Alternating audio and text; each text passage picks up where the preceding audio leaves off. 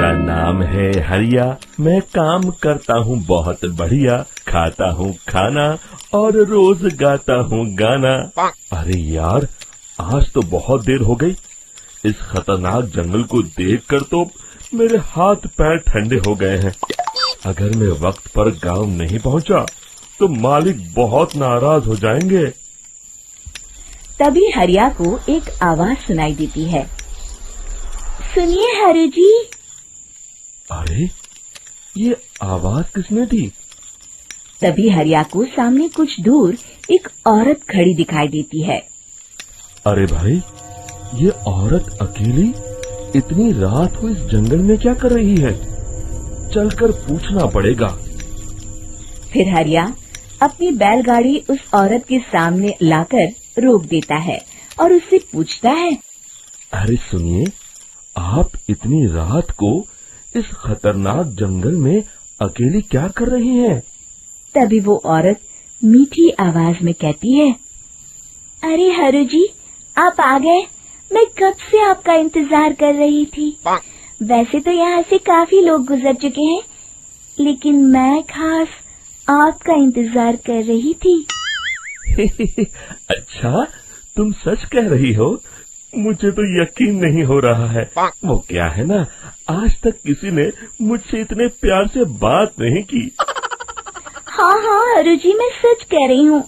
अब देर मत करिए और जल्दी से मुझे मेरे घर तक छोड़ दीजिए। हाँ, कौन सी बड़ी बात है, अभी छोड़ देता हूँ। आप मेरे पीछे बैलगाड़ी में बैठ जाइए और मुझे रास्ता बताते चलिए। फिर वो औरत हरिया की बैलगाड़ी में बैठ जाती है और हरिया बैलगाड़ी हाँकता हुआ आगे चल पड़ता है। फिर उस औरत के बताए हुए रास्ते पर चलते चलते हरिया बैलगाड़ी लेकर एक काली गुफा के आगे आकर रुक जाता है। हरिया उस औरत से पूछता है। देवी जी, आपका घर कहाँ है? यहाँ तो एक गुफा के अलावा और कुछ नहीं है। तभी अचानक वो औरत हवा में उड़ने लगती है। देखते ही देखते उसका सुंदर रूप एक डरावनी चुड़ैल में बदल जाता है और वो जोर जोर से हंसती है। अरे तू तो एक नंबर का बेवकूफ निकला। तू तो बड़ी आसानी से मेरी बातों में आ गया। अरे मर गया रे, ये तो एक चुड़ैल है। हे भगवान बचा ले, ये तो बड़ी डरावनी दिखाई दे रही है। और फिर अगले ही पल हरिया की बैलगाड़ी में रखा सारा सामान हवा में उड़ता हुआ उस काली गुफा के अंदर चला जाता है और वो चुड़ैल भी उस गुफा के अंदर जाकर कहीं गायब हो जाती है। हरिया ये नजारा देख बुरी तरह घबरा और परेशान हो जाता है। अरे, ये चुड़ैल तो मेरा सारा सामान लेकर गुफा में गायब हो गई। अब क्या होगा? अगर मैं गांव खाली हाथ गया तो मालिक मेरी अच्छी खबर लेंगे। मेरी इस बात का कोई यकीन भी नहीं करेगा। फिर आखिर वही हुआ। हरिया के मालिक चंपक सेठ को हरिया की किसी भी बात पर रत्ती भर भी यकीन नहीं हुआ। चंपक सेठ को लगा हरिया झूठ बोल रहा है और उसने ही लालच में आकर सारा सामान हड़प कर लिया है। फिर हरिया को बेईमान समझकर चंपक सेठ उसे काम से निकाल देता है। अगले दिन अपनी दुकान में परेशान बैठा चंपक सेठ गुस्से में बड़बड़ाता है। अरे, दुकान में तो सामान बिल्कुल भी नहीं है। अब मुझे ही शहर जाकर सामान लाना होगा। फिर वो अपनी बैलगाड़ी लेकर शहर चला जाता है। शहर से सामान लेकर जब चंपक सेठ वापस गांव लौट रहा होता है, तभी उसे एक आवाज सुनाई देती है। चंपक जी, ओ चंपक जी। अरे, ये तो कोई मेरा नाम लेकर मुझे पुकार रहा है। फिर उस रास्ते में वही औरत खड़ी दिखाई देती है। फिर क्या था, हरिया की तरह चंपक सेठ भी उस औरत के पास अपनी बैलगाड़ी लेकर जाता है और वो भी उसकी चिकनी चुपड़ी बातों के मोह जाल में फंस जाता है। फिर चुड़ैल उसे भी अपनी गुफा तक ले जाती है और उसका सारा सामान लेकर गुफा में गायब हो जाती है। बेचारा चंपक सेठ लाचार होकर खाली हाथ गांव लौट आता है। फिर ये उस जंगल में रोज की बात हो जाती है।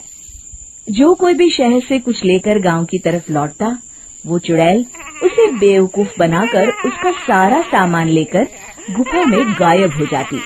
एक दिन हरिया एक लकड़हारे को उसी जंगल की तरफ जाते हुए देखता है। फिर हरिया उसे रोकते हुए कहता है, अरे भाई, क्यों अपनी मौत को दावत दे रहे हो? मेरी बात मानो, आगे जंगल में मत जाओ, वहाँ एक बड़ी भयानक चुड़ैल रहती है। लकड़हारा हरिया की बातों को नजरअंदाज करते हुए कहता है, अरे भाई, मुझे पहले ही बहुत देर हो चुकी है, मुझे जाने दो भाई। शाम तक लकड़ियाँ काट कर शहर के बाजार में बेचना है। तुम अपनी ये कहानी किसी फुर्सत में बैठे इंसान को सुनाओ, मैं तो चला। इतना कहकर लकड़हारा वहाँ से आगे जंगल की तरफ चला जाता है।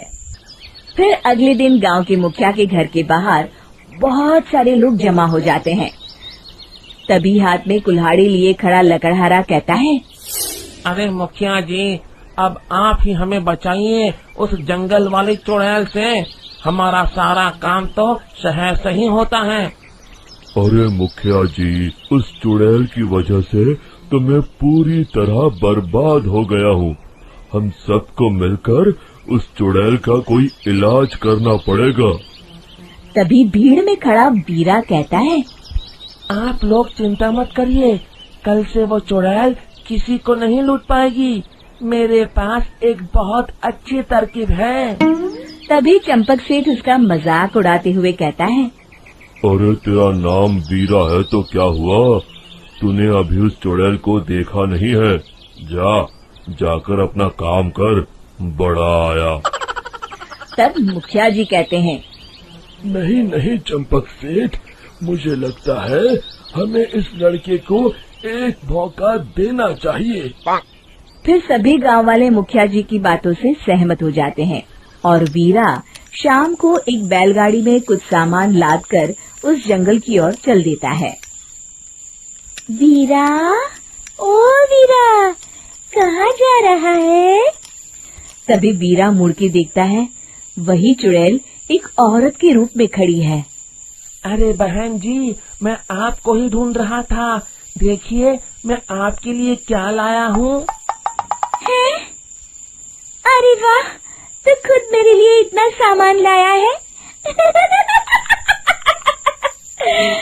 तू ही अकेला गांव में समझदार है। जरा देखो, मैं भी खोल के, बड़े भूख लगी है। जैसे ही चुड़ैल उस सामान पर से कपड़ा हटाती है, एक भगवान शिव की तेज रोशनी उसके अंदर मूर्ति से निकलती है और चुड़ैल अपने असली रूप में आकर जलने लगती है। अरे मैं जल रही हूँ, बचाओ, बचाओ, ओम नमः शिवाय, मर गई मैं। देखते ही देखते वो चुड़ैल राख के साथ उड़ जाती है और सभी गांव वाले भी वहां आ जाते हैं। शिक्षा बुराई पे सदा अच्छाई की ही जीत होती है।